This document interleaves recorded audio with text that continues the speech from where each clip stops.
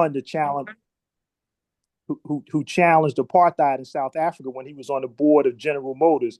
These were people in the North. And because the North didn't want to seem like they distribute, you don't hear much about that's what Reverend Sharpton talks about when he was in Bensonhurst in Brooklyn, New York. And they had staunch segregation. You couldn't even go through Bensonhurst at night if you were black. Mm-hmm. And so they're going to have a museum dedicated to the struggle of the Northern Civil Rights Movement, because everybody's really focused on what happened in the South. But there were many battles. And I guess, you can include, the Newark Rebellion and 67 and all that in that rubric. Listen, I don't interrupt you, but yeah, I think that's significant. Could you preface that again? You were saying it's going to be they want to open up a monument or center to the history of the Northern Civil Rights It's Movement. actually a museum. A museum. Where? A museum. It's going to be on 125th. In fact, that the phase one of the project is already going. I think the Urban League's moved its national headquarters from Wall Street to 125th Street in Harlem. They've got an affordable housing development as a part of that complex. They have what they call an empowerment center, which is going to be dealing with training and workforce development and all that right there on 125th Street. And in addition to that, part of that development project, I think it's about $200 or $300 million project. They're going to do this National Northern Civil Rights Museum. Mm-hmm. And in the midst of all this is going on with Trump and the battle against affirmative action, diversity, equity, and inclusion, that people are doing stuff. And so that's, while we have some challenges fighting it, we can't stop fighting the government when it's wrong. Mm-hmm. But there's also points of light that we get to point to, and we got to still keep our head anchored into how we develop Irvington, Newark, East Orange, and not get it developed, but how we participate in the development of it. Well, I like the way you said that, weather the storm and how we, and that's why, in this current Trump time, right, in terms of American history, I don't worry about us as Black Americans. Once again, I say Black Americans descended from the people who were brought here against their will, Black Africans brought here against their will and forced to work for free for 400 years so that they can generalize capital and his trillions of dollars, right? And so I say about that. But like I said, is different to these other groups, these people who, like you said, they thought that's not going to be us. But we've been dealing with this for a minute, not a minute, for hundreds and hundreds of years. And so we know how to survive. We've done it before. And so we've been here before. This is just, once again, it's the storm. You talk about the bridge. Here's the interesting thing about it. So we have to be very cognizant of teaching that history, because two couple things I want to mention. One is we got some young people that never saw that. Yep. They think that the fundamental freedoms, the ability to go to Harvard or Yale or live in a desegregated neighborhood and work in corporate America is a given. Yep, like it's always been that way. Yeah, and so and a lot of us trained our kids, like buy into the American story and achieve what you will. So now the pushback, the regression from some folks is that we want to slow that progress down, and we have to be careful that we don't lose the will to fight, because as a baby boomer, our generation is actually in the twilight years. We got more days. We got less days in front of us than we've lived already. Mm-hmm. So we're going to do what we're going to do and fight how we fight. But it's the younger people that, that they haven't grown up with that kind of spirit of that they had to fight everything. Now, one of the things I will say is that one of the things that the Black Lives Matter movement showed me is that the young people were not going to take this whole police brutality thing. They jumped out on that in a big way.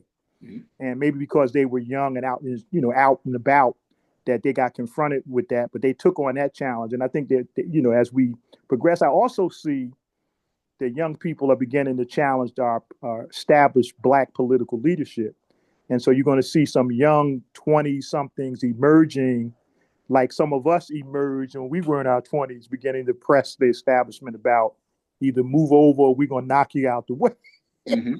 Oh well, no, And and so, listen, and I think that's about evolution, right? yeah, it is I absolutely. mean, and the progression, because like you said, these kids, and you don't want to say they're entitled, but yeah, they are very entitled. But they don't realize we wasn't always entitled like that, and it was obviously was no entitlement. And then you, once again, you're very generous and diplomatic. That's because you got it, and you're a good dude, Mhm. right? But yeah, I mean, there's people actively trying not just to slow it down, but to push it back. To roll it back to how it was when they were growing up, and it was great for them, and only them, not Yeah, only them, but you know. we have some people that their first president they ever saw was a black man. Yes.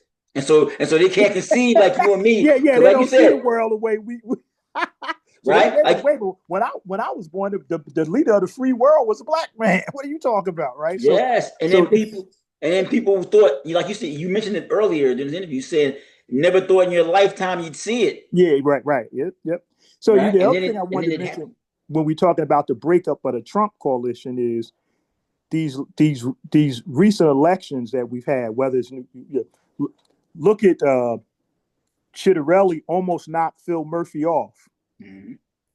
but and Trump made major inroads into New Jersey in his last presidential election. Yes. But the governor's race told a different story. Mm-hmm. Told a different story. In Virginia, where they have a Republican governor, Governor Youngkin, Mm-hmm. uh, Representative Spanberger is the governor elect there, and he had some missteps in the campaign. The young African American is the Attorney General of the state of Virginia. Mm-hmm. Um, so, though it's funny though. Virginia is a funny state because we only had three black governors in the history of the United States, right? Mm-hmm. And one of them was from Virginia. So, um, and then you look at the local elections, statewide elections. The primarily Democratic Party kind of ran the map on the Republicans. So I think the midterms, I think his coalition is fracturing. That's why there might be a possibility that they extend these subsidies for the Affordable Care because they've got they got to try to stave back. Even some of their Republicans are talking about joining Marjorie Taylor Greene, but not even running for reelection. Mm-hmm. So it's something going on. Listen, why do you think Trump was so nice to Mandami? Well, may I? Yeah, go You ahead. mentioned before, because the irony of the Trump and the Trumpism and the MAGA people and this other type of stuff is once again, if you live long enough, you've seen how Trump used to be the poster boy for American capitalism, right? Yeah. Business deals, cutting deals, doing this, Mm-hmm. right?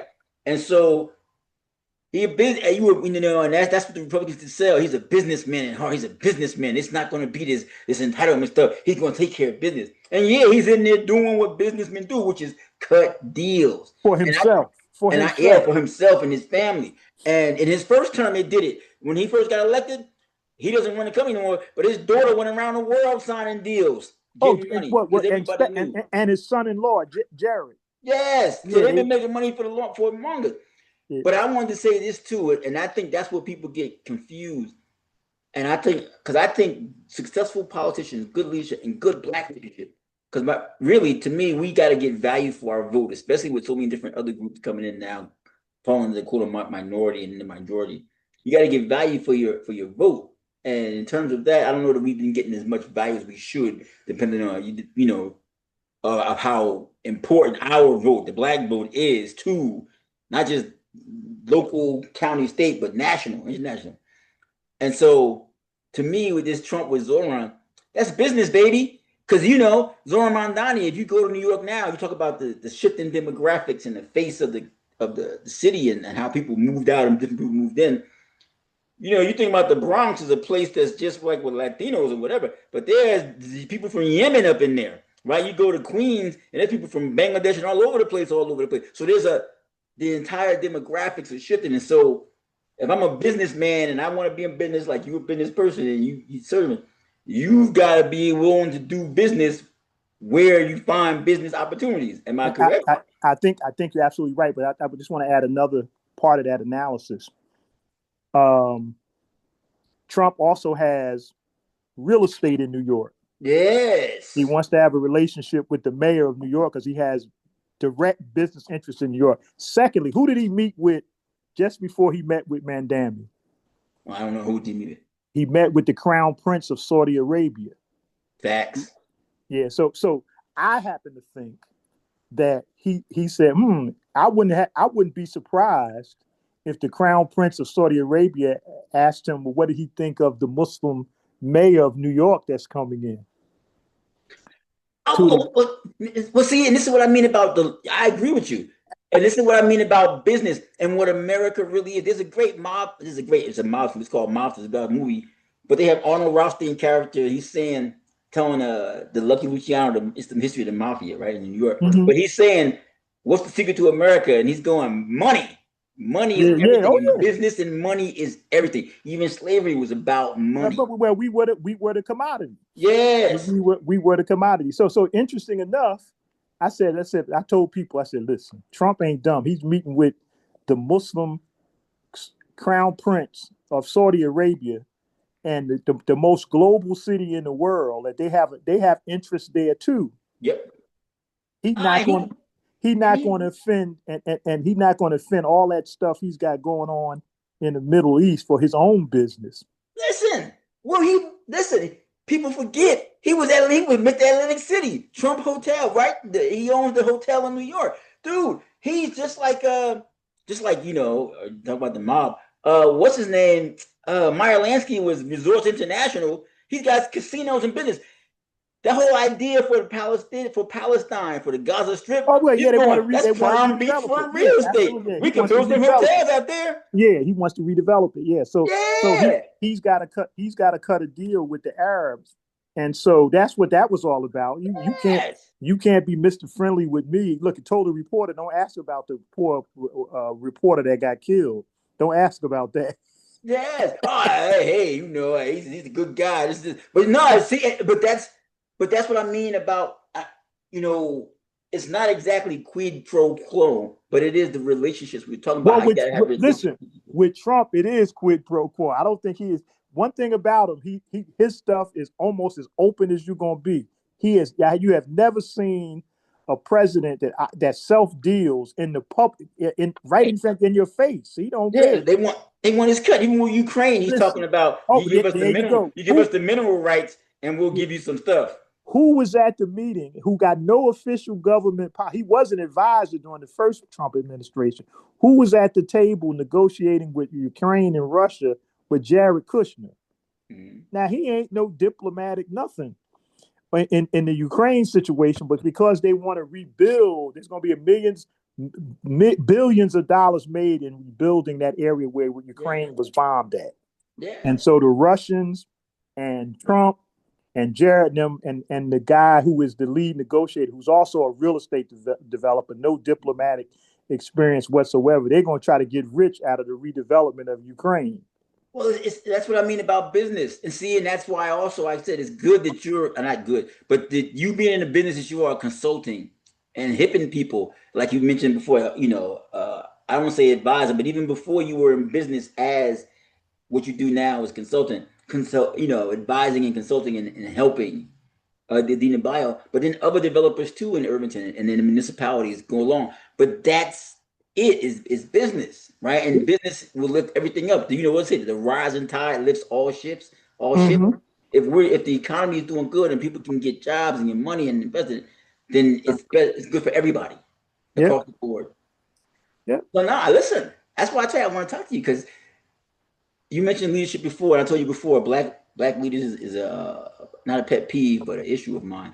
And so when I say, and I'll phrase it like this: when I say to you, leadership, and then black leader, what does that mean to you? And I'll put it like this, because I talked to one of your peers, and I remember your urban mayors, Mayor Bowser, and I asked him one time about leadership and being a leader of East Orange, and Mayor Bowser said, My philosophy of leadership is this: you identify a problem, or you identify something that needs to be done. You figure out who the person is. You find somebody who can solve this problem. You ask them what they need to get it done. right?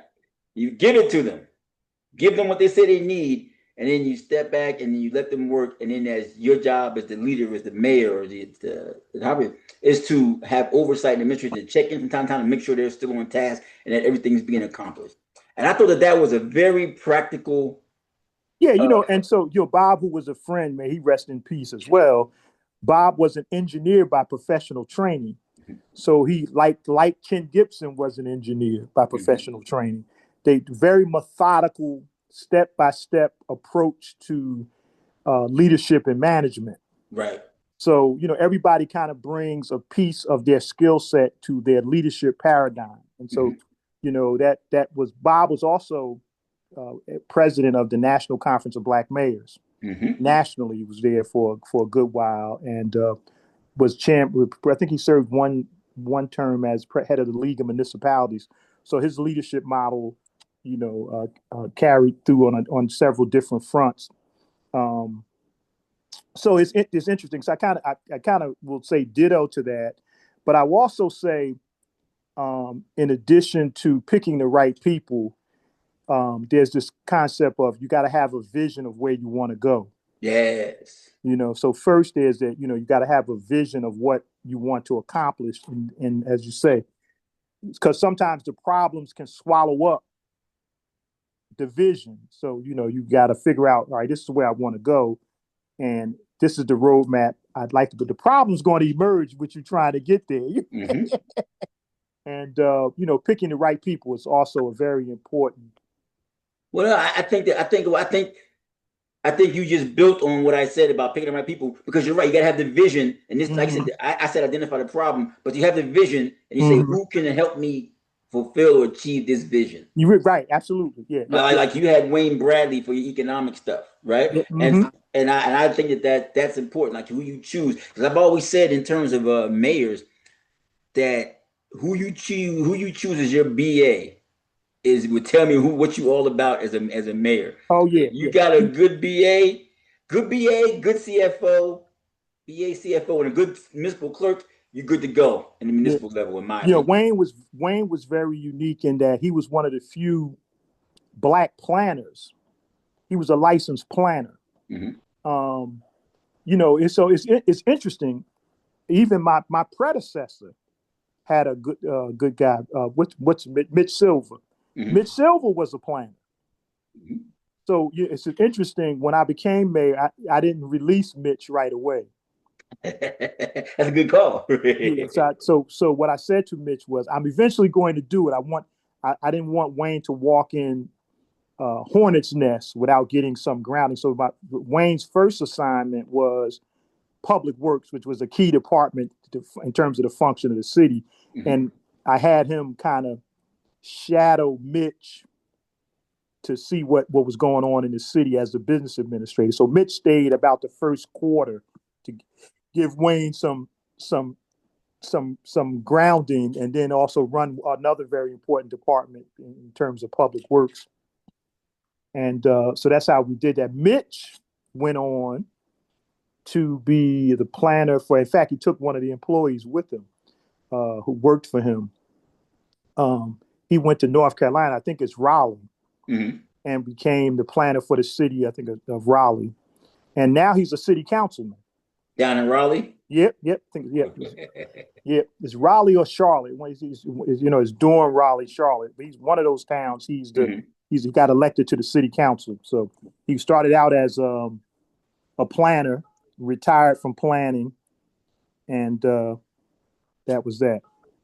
No. But I say, and that's, like I said, I remember all that, man. I said, I look around like I said, I remember, the conference in the park, and I remember the plans that were in place for the East Ward in Irvington. And like I said, just got totally derailed by things that was beyond you guys' control.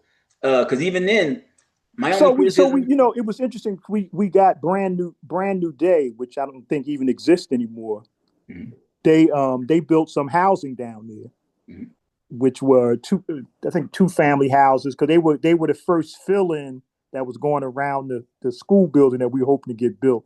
I think they built 26 houses down there, brand new day. And so people were amazed that we could get anybody to build anything in that area, but we got them to do that. They were a nonprofit. We got them out of Elizabeth, and they were doing tremendous work in the port area. Port area had some challenges in Elizabeth, and they built up a tremendous amount of housing. So I went and actually interrupted one of their board meetings because I had some federal money that we had to spend. And if we didn't spend it and commit it soon, we were going to lose it. Right. So I knew the young lady that ran it. She's now the director, I think, of health for the city of Elizabeth. And they said, Mayor Smith wants to speak to the board. I need to make an appointment. And said, listen, I know your track record. I've examined your stuff and I'd like you to come into Irvington. And they did it. And we were able to get them some dollars, and they got the houses built. I know some of the residents who bought them and so forth is still there. And so you mentioned it in passing, but let's talk about that area over there, 21st Street, 18th Avenue. Because I remember when you were telling me about the plan, that's why I thought it was sitting there going, who wants to buy a house and they can't walk out the house safely to the corner store? But listen, a lot of New Yorkers bought some of them houses, the 26. They bought about half of them was from New York. And I had a guy come to my office one day. He had went to look. He said, I like the house. It's a brand new house. I want to buy it. So it was funny because somebody on my staff said, oh, the mayor will talk to you. He said, the mayor? He said, yeah, the mayor talk. For real? I said, yeah. So they took him. They bought him. Then I said, how are you? So he said, look, I'm considering buying this house, man. But the neighborhood. I said, I didn't want to lose him. So I said, well, there are a lot, if you want to buy in Irvington, there are some, more stable neighborhoods you could buy in. He said, no, I like that new construction. Brand new, never been lived in. He said, I like that new construction. I said, well, here's what, I'm going to be candid with you. When you make the kind of investment you're going to make in the house, you're going to be making sure that neighborhood is solid because you're going to protect your investment. That means calling me, your council member, public works when there's stuff that's going on, the police department. And he said, well, I can believe that because I ain't believe I could get here to see you. I'm just talking about buying the house and you saw me. I said, well, I'm not Michael Bloomberg because Michael Bloomberg was the mayor of New York at the time. Billionaire. Said, I'm not Bloomberg. You can see the mayor of a city this size. Maybe you might not be able to see Michael Bloomberg. And so he said, yeah. He said, you said you made a believe about me when you saw me. Just the mere fact that I took the time. He bought the house, and nice. God knows he did call me too. Anytime. And I said to him, he said, you kept your word. You said I could call you if any problems. I said, yeah, but look, you made an investment in the town. You get to your taxes are current, all that. So I gotta do what I said.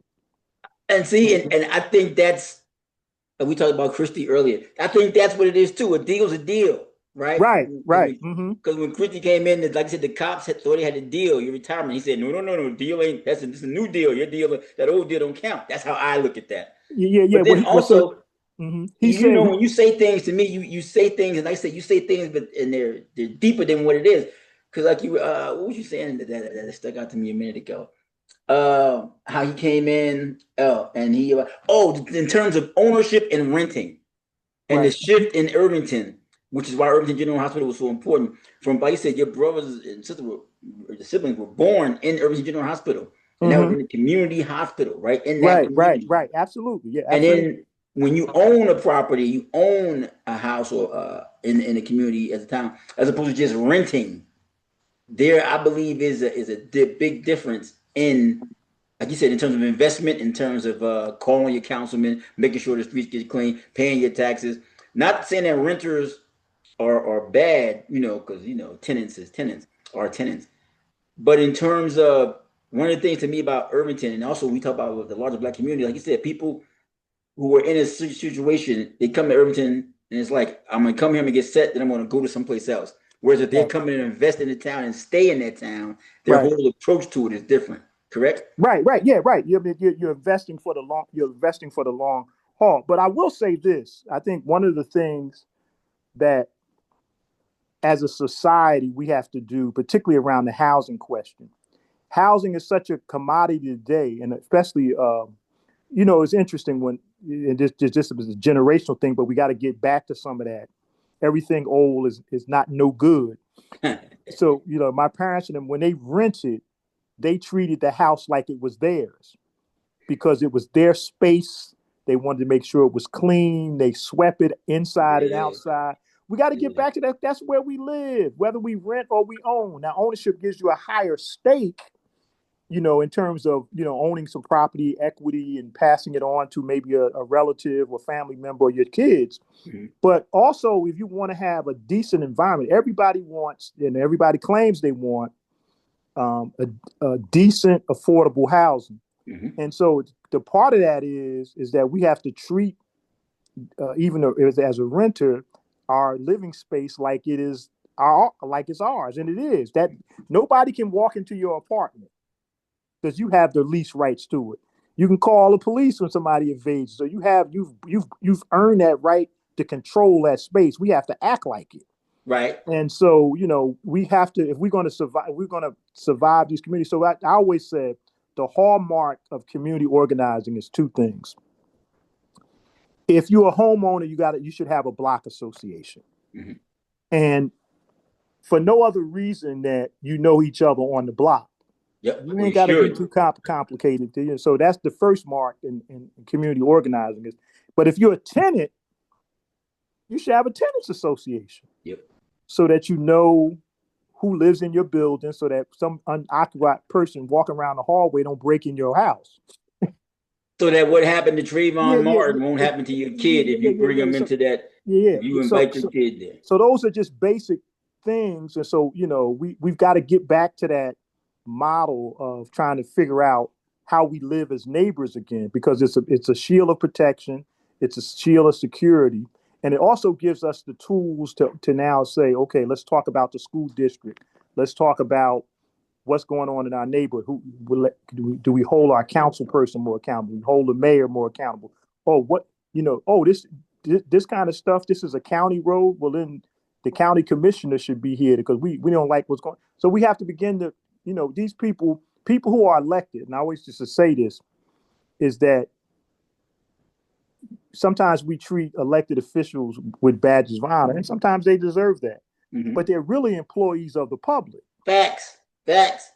You're here to do the work, baby. Yeah. So and unless you begin to realize, and they pay, every elected official pays taxes like everybody else, but they ask you to have that stewardship, and only you can give it to them. Yep. So you have to act like that's your employee. Yes. Listen, what you just said to me, and yeah, that's good, right? That's why you and Beaver Lobbies got along, right? Because you guys break complex issues down to understandable bit-sized pieces. But yes, dude, yeah, go ahead. I'm sorry. Go ahead. That's all right. No. So we have those are the building blocks of how we reclaim communities and so forth. We got to talk to each other again. And so even if it's the tenant, somebody got to take leadership and say, a lot of times some of these things that are happening to tenants can be avoided if we get organized. Sometimes we have to do it, and we got to figure out how to get people more engaged in doing that. We all have complex lives. People got to pay their bills. They got to work. Sometimes people got to work 2 and 3 jobs. But, whether it's 5 minutes or 15 minutes, one day a month, where we get together and talk about those issues that impact us, that's what's going to make our neighborhood better. Listen, and nowadays it's even easier because just like you and I are doing this on Zoom, you can do it on Zoom. It should be. I don't understand the difficulties of organizing in this day and age. It should be lickety split easy to organize now because it's so easy to do. Like you were walking around taking your phone, you can do it on the run, right? Yeah, absolutely. Listen, like we said, the civil rights movement, the Black Power, they didn't have all this technology available to get people engaged. We have now the tools. Sometimes we even have the resources to do that. So, that's. Oh, it is so funny you say that because like you see, I watch these different different shows and they're talking about how in all these different countries around the world people are getting organized and there's revolutions and youth movements. This I said that's because they've got cell phones. They can have Zoom meetings. They can have chats. They can get organized. Right. Once upon a time, you had to have mailings and mixers and Oh yeah, though. Listen, barbecues and cookouts. and, Right. and listen, those things still work too. But you know, with the enhanced technology, you can do so many more things and And keep reach people. so many more people. Listen, that Black Lives Matter movement, if you study how they evolved, they had what they call decentralized management. There was not one leader that could be picked off. Nobody knew who called when they called a rally. You didn't know who called it. Yeah. They had a network that said just show up because we're gonna have a protest at such and such. Well, It was a listen. I don't want to interrupt you, but I'm smiling now because you mentioned Black BLM, and there's two ladies who get credit for starting BLM, Black yeah, Lives Matter. Alice Garza and I forget the Yeah, other person's name. and then you also mentioned what's the MAGA lady, Representative Marjorie, whatever her name is, Taylor Green. Taylor Marjorie Green. Taylor Greene, and then I'm gonna throw in Christine Quinn from New York City Council president because Okay, I because know. I'm Yeah, and she when I works throw on that in. she runs a homeless organization now, or something in New York now. Yes, but Mm-hmm. I smile like that because I'm saying, what happened to these people and why is Marjorie Taylor Greene? Because when you talk about her dropping out of MAGA, I don't know that this any disillusionment with Trump. I think it's her opportunities have come along and her things have risen and her interests are different now. She got money, she got profiles, she got properties. The Black Lives Matter, not I'm not knocking BLM, but a lot of corporations, and I think this is where the people get disillusioned, came in and started throwing money at them. Oh, you got this. And I'm not saying they got brought up. And then with Christine Quinn, Bloomberg, New York mayor is 2 terms. He got a third term because Oh yeah, no, Christine Quinn he allowed bought that the. to happen. Yeah, listen, they certainly did. And then she disappeared. Well, I would also say this because people say this. Listen, every leader um, has to have resources to work with, Mm-hmm. and so we've got to get away from that concept of our leaders have to be broke and poor and can't have a decent lifestyle themselves because you can't help anybody unless you can do things for yourself and your own family. Facts. So we've got to learn how to keep that in perspective. Yes. And I think what they tried to demonize the Black Lives Matter movement because they bought some properties, whatever, as long as those properties are used for the betterment of the movement, but they really demonized them about the resources they got. Mm-hmm. And but listen, we've got to be more mature in our thinking about how we approach things. Economic power is a power that, you know, there's an expression to say we're now moving from civil rights to silver rights. Yeah. And so the economic struggle is really what, and the other divide, when you talk about black leadership, just as a quick thought, we've got to figure out what we do with the class divide. Mm-hmm. And I'll give you an example of what I mean. When I grew up in Newark, my teacher may have lived around the corner where the houses were a little nicer, Mm-hmm. but she didn't live too far away. My mother ran into the teacher or the preacher or somebody in the supermarket at the laundromat. Mm-hmm. But now our black middle class is kind of really spread out from the black poor. Yep. And so when people say, well, people don't vote, well, nobody's communicating that, nobody's educating people why they should. And so if people don't understand the relevance of why they should, or they don't see the impact. So I think, the unfortunate part about this whole scenario is, I talk to people during this whole SNAP debacle, and people that you who generally would not pay attention to what the government is doing. Mm-hmm. say, that's why we tell people to vote, because the creation of SNAP was a political decision. Listen, Mr. Mayor, I'm smiling because I'm hardcore, right? Because, as a journalist, things I've learned about government and how things work, like you said, from being a journalist and seeing watching from the outside in how government actually goes. And I don't feel bad because I'm sitting there going, if you in the community, and I don't, for disorganized people, if y'all a majority and y'all ain't running y'all stuff, something is wrong, right? So we got to figure that out. We got to figure out if we're going to maintain a solid Black political constituency, we got to make sure that their needs are being addressed. And I don't know the entire answer to that, but we've got to work on that divide so that people understand that people in political positions are not out for themselves, but are working on behalf of the least of these as well. Hopefully, right? Because that is the stigma, and I've attached it myself to a lot of. I want to say once again, I turn to Black leadership. I feel like we have not been getting the value for our votes, and when I say they need us, they do. Right? This is America. Numbers count, and even if it's 13 cents, that 13% got to go. Needs to be accounted for. To me, that's just skewed low because it should be higher than that personally. But also, yeah, we got to get value for our votes, and then I don't want to go up. I don't want to get you in trouble, Mr. Mayor, because you still whatever. But because I can go on a different rant. But what I wanted to say was that two things: representative democracy. A lot of times people use the word democracy, and you're talking about America, but we don't live in a direct democracy like the Greeks or whoever. It's representative. So when you're talking about elected officials, you've been elected to represent your constituents who voted for you. Yeah, one of the things, always keep them in mind. Yeah, absolutely. One of the things I used to always try as a cardinal rule of mine was to see, to make sure I reminded myself of you're not here just for your interests, the things that you believe, but you represent people. And so if there's something,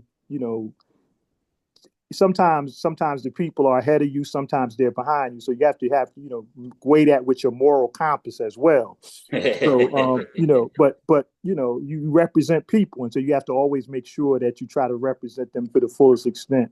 But Chris, I got to run to enjoy this conversation. Whenever we get a chance, we can follow. Listen, Mr. Mayor, I want to do this more frequently, but you can come on whenever you are available and have time. I told you, you to me are like a treasure, man. Because like I said, a treasure trove of real Black leadership, having knowledge of how to make things work and run a municipality and run this and doing it. You know what I'm saying? I mean, people talk about it, but you've actually lived it and done it. And so it's real, and you can show other people how to do it and be successful like I thought you were and are. Because like I said, to me, your mayoralty, whatever they want to call it, your administration was a success. You got derailed by things bigger and larger outside of yourself, which is the Great Recession. And that wasn't your fault. That was, Wall Street people running wild with the one, with the. Yeah, and sometimes life has what they call product has like a shelf life. And so sometimes you can serve so long, you just run out of shelf life. Well, see, we'll say that for another discussion, because I don't want to get you in trouble because I got something I want to say. But I want to end this by give yourself a plug and the name of your company and the name of your consulting. Wayne Smith. Where can people find you? Yep, Wayne Smith and Associates. You can reach me. My phone number is 973-204-5639. My email is waynesmith442@gmail.com. And looking forward to following up and having some more detailed conversations about what's going on in our communities, society, and the world. And then also advising people, because you mentioned the next step of the civil rights is the economic empowerment, showing people how to do what they need to do to get that wealth generation. Because we always hear talk about it in the Black community, generational wealth. Well, how do you go about doing that? And the stuff that and what you're doing now, like with working with the Dean of Bio and the hospital and other stuff, and the other companies you work with and stuff, that's how you get that. That's how you do that. Am I wrong? No, you're absolutely right. All right. So yes, Mr. Consultant Man, Mr. Mayor, listen, once again, you had it. IT, there's a movie called It, and that's not about you. Whatever it is, and I mean it being in that it factor, Bruce Lee, Elvis Presley, whoever you want to know, you have got it, Bill Clinton, you have got it. And I appreciate that. So looking forward to talking to you soon. All right, talk to you soon. All right. Bye-bye now.